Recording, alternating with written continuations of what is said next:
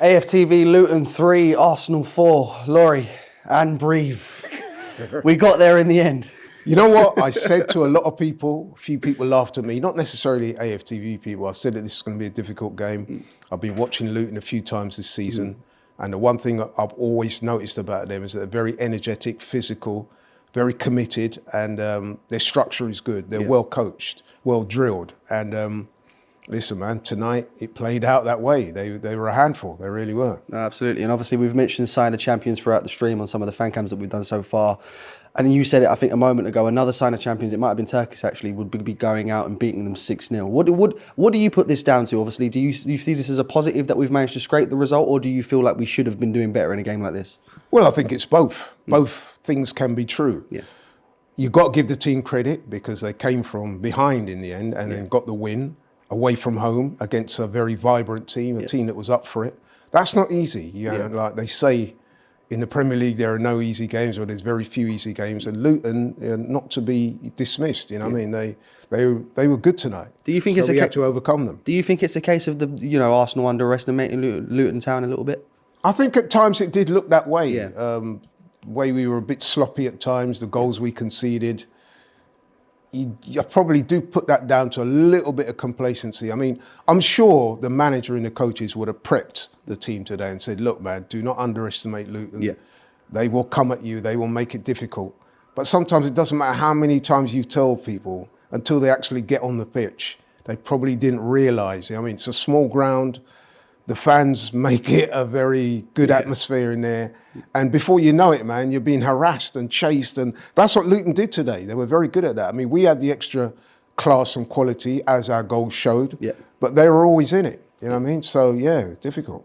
One of the big negative talking points today, I think you know exactly where I'm going with this one. Do. David Raya, probably I'd say for about 2 of those goals, definitely at fault. What do you make of his performance today? Absolutely they are. And in fact, I would go as far as to say, no, it sounds a bit corny, but the goalkeeping situation is in total DissaRaya. You've been thinking of that one all week, haven't you? No, not all week, just tonight, man. I mean, you know what, it's almost like I felt a bit sorry for him, man. I mean, did you see the way he ran over to Declan Rice at the end of the game there? Like a personal thank you, which... you know, he should have done. But I almost felt a bit sorry for him because you don't want to overly criticise your players, you know what I mean? But you've got to be fair at the same time. Give criticism where criticism should. Yeah, absolutely. I fought for that goal where he come out. He's got to put his fist through that, 100%. Man, like your Tyson Fury, you know what I mean? You've got to put your fist through that. You're not going to catch that there. And he was weak in that situation. I mean, you're a goalkeeper. You saw that, right? So, and then the second one, I mean... just went under him. Oh, Nana-esque. Yeah, it was. He's got to be doing better from there, man. I mean, listen, the whole goalkeeping situation now is going to be debated up until the Villa game. I suspect that the manager will retain Raya in goal, but if that does happen, he's very, very fortunate because, let's be honest, if we're operating on a meritocracy in a fair world, he should be dropped tonight. Yeah. You know what I mean? Because it's not the first time. I mean, he's had a little run where he's had a couple of games when, let's be honest, he's not had much to do, and what he has had to do, he did it fairly well. We know the rationale behind him being the number one keeper at the moment. It's because he's good with his feet. But then some people could quite easily say, look, at the end of the day, man, what is a goalkeeper's main job is to keep the ball out the back of the net. Yeah. You know what I mean? Playing out from the back and distribution and stuff is a plus. So, listen, man, I do feel a bit sorry for Raya tonight, but I feel even more sorry for Ramsdale because he's not really been treated fairly, has he? Let's be honest. Course, absolutely. So, let's take it away from the negatives so now. Obviously, we have got the 3 points. A few candidates for man of the match. I personally would say you could give it to any of the 3 up top, and potentially for me, Martin Ødegaard. Who would you give your man of the match? For me, it's a straight choice between... Jesus, I thought he was outstanding again. I think he made 1 and scored 1, is it right? Or maybe he made 2 and scored 1. And then, of course, Declan Rice pops up. Declan Rice had been playing well all game anyway. But then he pops up and he gets the winner in the 96th minute or whatever. So I think I gave the game at the weekend man of the match to... To Jesus. To Jesus, yeah. Today I'm going to go for Declan Rice because, listen, man, goals win games, and what he did today was phenomenal. I think it was Turkish who referred to him as a monster.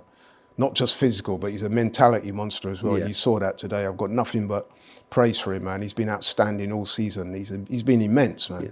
He's been immense. And obviously on this upcoming this weekend, sorry, I couldn't even get my words out there. It's that type of night. You know what I mean? It's that type of night, bro. Like, listen, well, of course, we've got Aston Villa coming up. After a result like that, are you at all worried about the Villa game coming up? Obviously, it's going to be a very hard place to go. So what are your thoughts going into that one? well, if you look at tonight's performance in isolation, you've got every right to be worried because with respect to Luton, and listen, I used to live in Luton. I've got friends down there, I've got family there. And Luton is a team that I look out for. I've got lots of respect and time for them. But let's be honest, they're not at the same level as Villa. Of course. Villa will be a whole different assignment, a more difficult assignment on paper. So on the one hand, you could look at tonight and think, oh, if you're struggling to beat Luton, how the hell are you going to go to Villa and beat them? But as they say in boxing, stars make fights. It'll be a different type of game. I'm actually quite confident we can go to Villa and get something. I certainly don't think we'll lose. I think it'll be a very good game, but I am confident we can go there and win. We got the players, man. And some of our heavy hitters are playing well. Your Luxy, your Odegaard, your Jesus, Declan Rice, and others, you know what I mean? I mean, Havertz today was good. I know me and you were going back and forth a little bit. No, you was going back and forth with yourself. I don't think I didn't say what I think you thought I said. No, I was with Turkish insofar as I thought there was one or two people on the panel that were maybe over-egging the pudding a little bit in terms of his first half performance. Right.